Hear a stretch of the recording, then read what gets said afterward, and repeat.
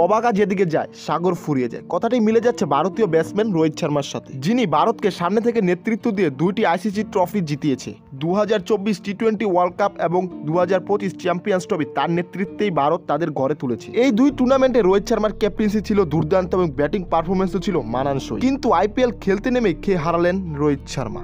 কোনোভাবেই ব্যাটে বলে হচ্ছে না তার। টিম ম্যানেজমেন্ট এবং তার ভক্তদের খুশি করতে পারছেন না রোহিত শর্মা, কোনোভাবে পাচ্ছে না রান। মাঝখানে দল থেকে বাদও পড়েছিলেন, কিন্তু তার বাজে ফর্মে অবসর নেওয়া উচিত বলে মনে করেন রোহিত শর্মার ভারতীয় এক সাবেক ক্রিকেটার। আইপিএলে ব্যর্থতার ভিত্তি থেকে ঘুরপাক খাচ্ছেন রোহিত শর্মা।